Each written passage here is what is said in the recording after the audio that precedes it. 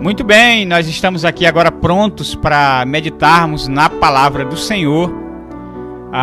O texto de hoje que nós vamos meditar se encontra na carta de Paulo a Timóteo, 1 Timóteo, capítulo 2. Nós iremos ler os versos 1 a 6, que diz assim a palavra do Senhor. Antes de tudo, pois, exorto que se use a prática de súplicas, orações, intercessões, ações de graça em favor de todos os homens, em favor dos reis e de todos os que se acham investidos de autoridade, para que vivamos vida tranquila e mansa, com toda piedade e respeito.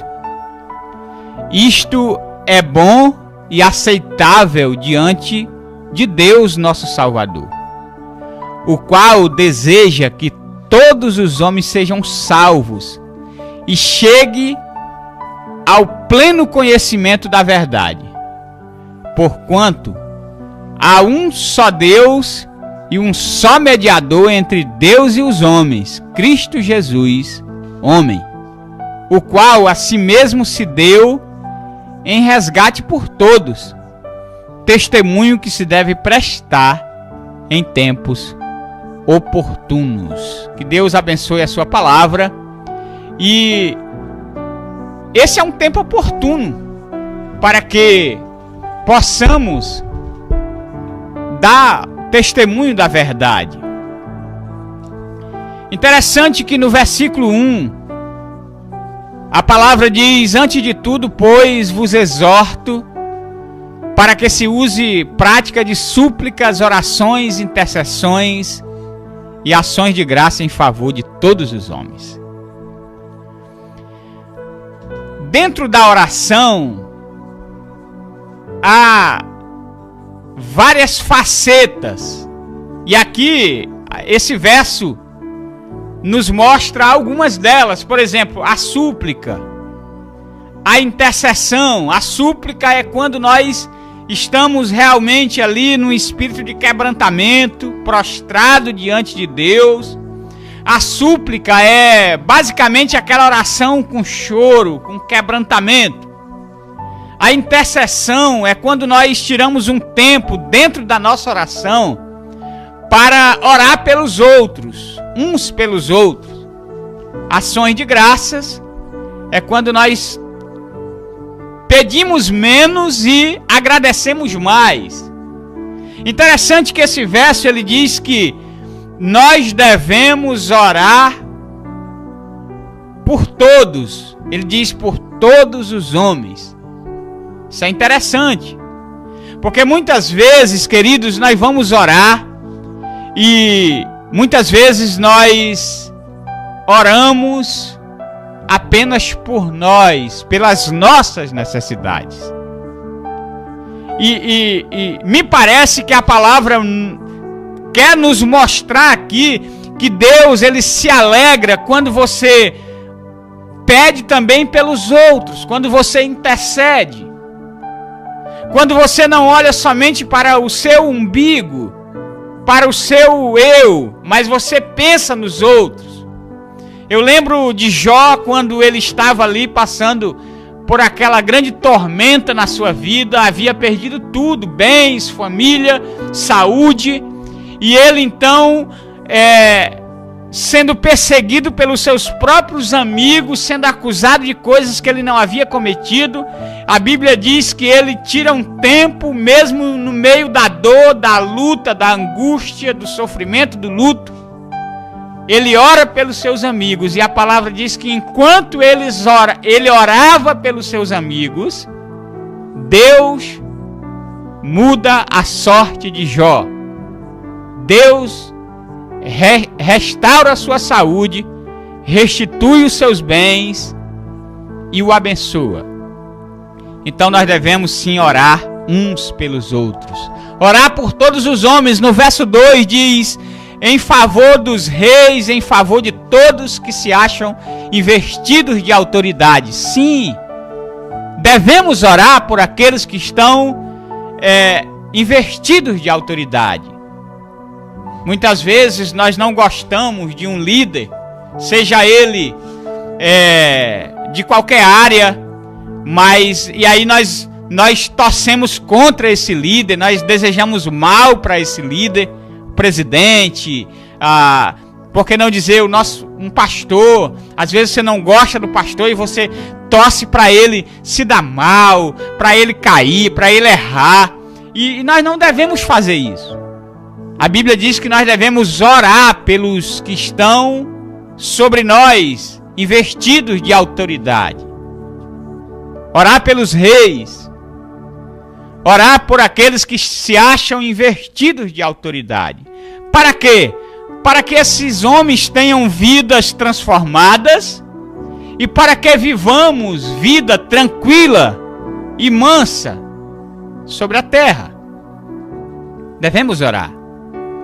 Não devemos desejar mal para aqueles que nós não gostamos, mas devemos orar para que o Senhor transforme a vida dessa pessoa e para que o Senhor nos dê vida tranquila, mansa sobre a terra. O verso 3 diz que isto, ou seja, orar uns pelos outros, orar pelas nossas autoridades, é aceitável, é agradável diante do nosso Deus, diante do nosso Salvador. É agradável, é aceitável. Deus se alegra quando nós oramos uns pelos outros. Nós precisamos de verdade orar, queridos. Nós precisamos de verdade cumprir quando nós dizemos para alguém: eu vou orar por você. Nós precisamos orar mesmo.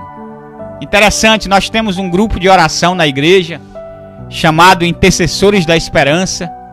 E aí nós temos um grupo no WhatsApp que às vezes durante a semana nós nos reunimos nas sextas de madrugada, mas durante a semana vai surgindo demandas, os irmãos vão colocando lá pedidos de oração. E eu muitas vezes, já aconteceu diversas vezes, que o irmão ou a irmã manda lá um pedido por alguém da família que sofreu um acidente ou que está doente, alguma demanda, e quando chega a mensagem eu penso assim: eu vou logo orar agora, porque senão depois eu esqueço. E aí eu já tiro um tempo ali, não importa onde eu estiver, eu já oro, porque nós devemos realmente orar uns pelos outros. Isto é bom, isto é aceitável diante de Deus, o nosso Salvador. E o verso 4, um verso fantástico, ele diz o seguinte: o qual, ou seja, Deus, deseja que todos os homens sejam salvos e cheguem ao pleno conhecimento da verdade. Esse é o grande desejo de Deus para a tua vida, meu amado. Você que talvez está ouvindo o nosso programa e você ainda não tomou posse dessa salvação maravilhosa que Deus quer te dar de graça, porque o Senhor Jesus Cristo veio e padeceu horríveis coisas para que nós pudéssemos ter vida eterna através da sua morte e através da sua ressurreição.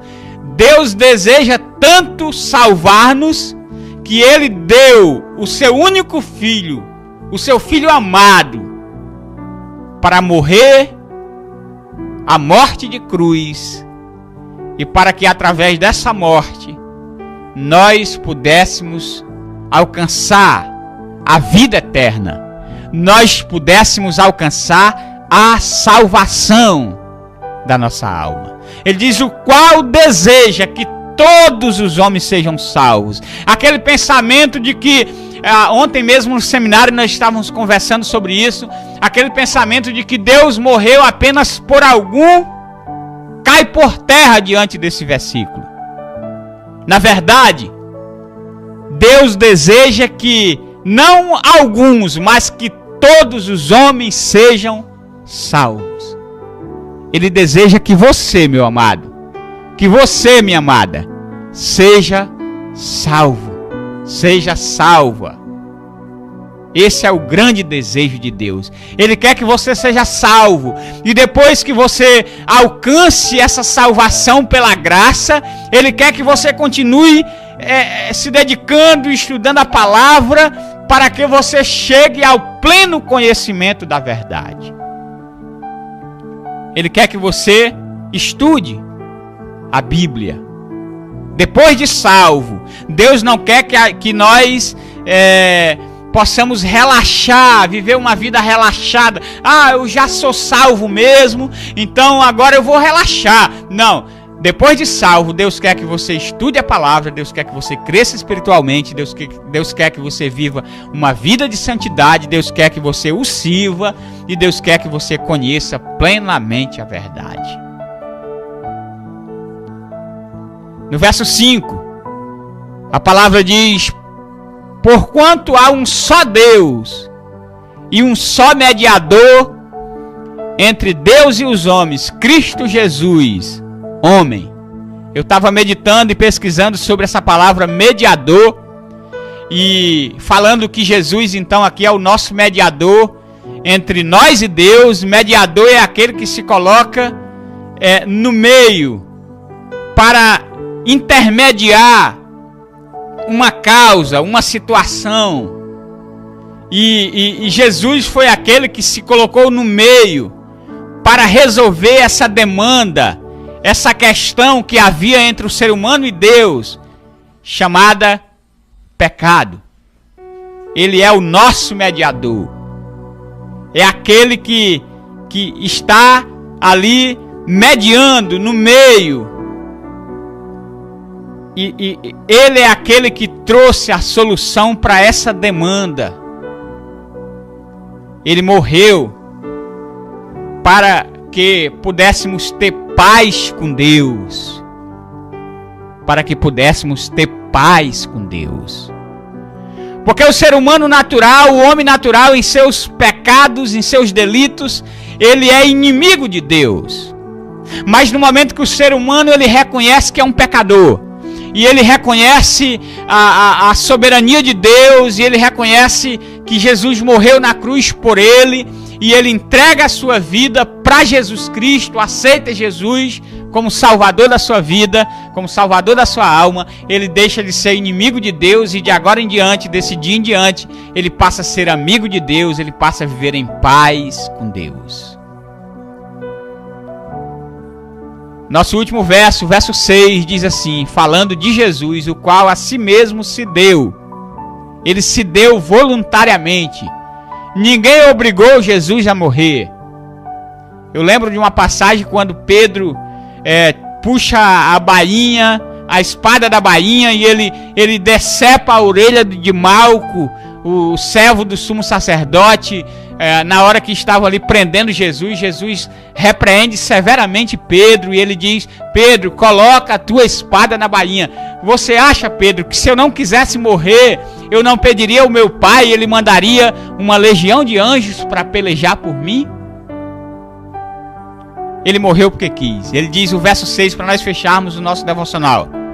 Ele diz: o qual a si mesmo se deu em resgate por todos. Testemunho que se deve prestar em tempo ou em tempos oportunos. Que Deus possa ter abençoado a tua vida, você, amado ouvinte, com essa palavra.